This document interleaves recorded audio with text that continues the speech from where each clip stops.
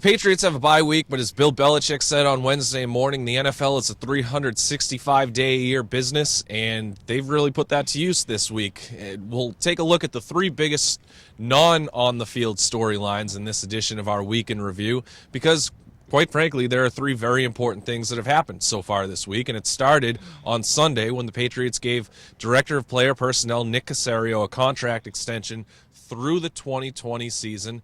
He is a guy who has had just a tremendous year. I think could be on the short list of people who could maybe be the executive of the year in the NFL simply because of the offseason the Patriots had, the acquisitions they've had or acquired midway through this season.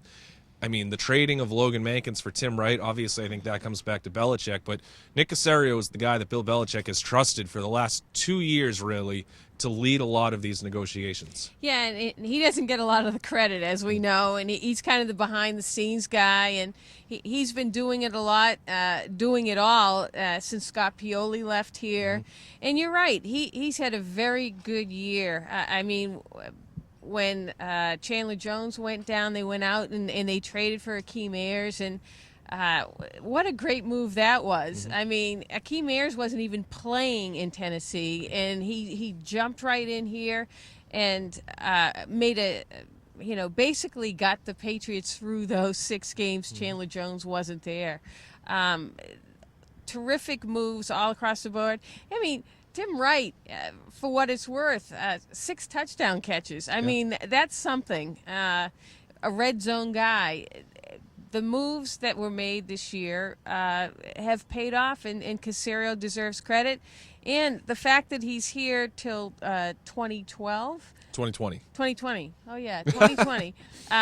Nice math. Leads a lot of people to have led people to speculate Belichick will be along for the ride too. So that's interesting news. Yeah, and you look at what Caserio has done in his career arc. When Pioli left after the 2008 season, Bill Belichick really took charge of that front office. And then Belichick brought in Floyd Reese, who handled a lot of the negotiations, but people around the league believed Reese was handling them through Belichick. The last 2 seasons, it's been Caserio's job.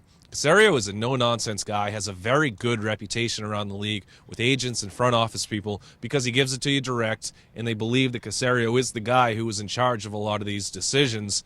And then a very underrated aspect of his game, and this goes back to Bill Belichick over the last 20 to 30 years and the stuff that he learned from Bill Parcells, Caserio was on the field for practice every single day of the year, with a few exceptions when he's on the road for a scouting trip or something like that. Bill Belichick wants his front office guys to know everything about the current roster because that leads to trade discussions and what they need outside the organization. So it's not just like Caserio is sitting at his computer screen all day looking for outside talent or trying to negotiate contracts or deal with front office types or agents. Caserio knows as much about this team as just about anybody in the building. They're also in a good spot with their quarterback. I don't know if you've heard of this guy. His name's Tom Brady. He's been leading this team for quite a while, done a decent job. I don't know. Maybe he's got a career in it. He restructured his contract yet again. Seems like an annual sort of deal since he's kind of gotten that first contract a decade and a half ago. It frees up $24 million in spending money instead of putting it in an escrow account. Basically locked that up. It's a very difficult thing to kind of wrap your head around. You can find a much more concise explanation on bostonherald.com and the blog. Borges had a good take in the paper too. Brady also got a $3 million raise, $1 million per year, in order to basically alleviate some of that cash flow for the Patriots, which they could maybe start handing out in bonus money to Darrelle Revis or the number of other young talented players on this roster. Basically, it allows both parties flexibility, but most importantly, the Patriots. They have flexibility. They have $24 million in cash to do as they please. So yes, they can use it on Revis. They can use it on McCourty or whoever they so choose. Or, I mean, that money would have been tied up otherwise. Mm-hmm. We asked Brady about it this week. Why would you do such a thing? Why are you almost essentially giving away your $24 million? And he didn't answer it directly, but indirectly he said the most important thing to him is winning. And that essentially means lock up the players that allow him to win. Yeah, and we'll see what the Patriots do with that money. Again, it's not about cap room. It's just about cash flow. Brady's still going to get all this money, plus, again, that extra $3 million. $3 million, yeah. And look, I asked about this. What's in it for Brady? The guy wants to win 5 Super Bowls. That is at the top of this guy's list of goals. Winning, He's not hurting for money. He's got Yeah. a pretty good life outside this building. Third deal, which is not done yet, or shouldn't say yet, may not be done at all, but Josh McDaniels, once again, is a hot name in the coaching circles, will interview with the 49ers and Falcons this week. I mean, this stuff happens with Belichick's assistants almost every single year. It does. Last year, McDaniels was on Cleveland's short list, supposedly. He refused the interview.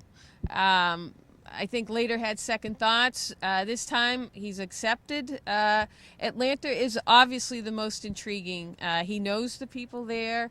Thomas Dimitroff was here. Scott Pioli's in that organization. I think it's the best fit. I mean, they have a top 10 first-round draft pick, and they have a quarterback, a familiar quarterback, Matt Ryan. They have an arsenal of receivers. McDaniels would fit in very well in that organization. But again, it depends if the organization wants him. Rex Ryan is also slated to interview there. We'll see. We'll see what happens. If they lose Josh McDaniels, I think obviously they have a strategy in place, whether it's Brian Daboll here or somebody else. I'm sure Bill Belichick has had this well thought out probably years ago, what the succession plan is, because that's Bill Belichick. I think that's why everybody, you included, believes they brought in Brian Daboll for such an instance like this. I think wide receivers coach Chad O'Shea is every bit as deserving for a job or a promotion like this. A guy who worked with Bill O'Brien very closely when he was here. O'Shea has the respect of everybody in the building. One of Julian Edelman's favorite people on the planet. So, again, the Patriots have 2 very capable potential successors if McDaniels does decide to go to Atlanta, San Francisco, or the moon. Who knows? So, you can see how this continues to play out. You can follow all of our coverage. You can read more about that complicated Brady restructure and more on BostonHerald.com and the Blitz.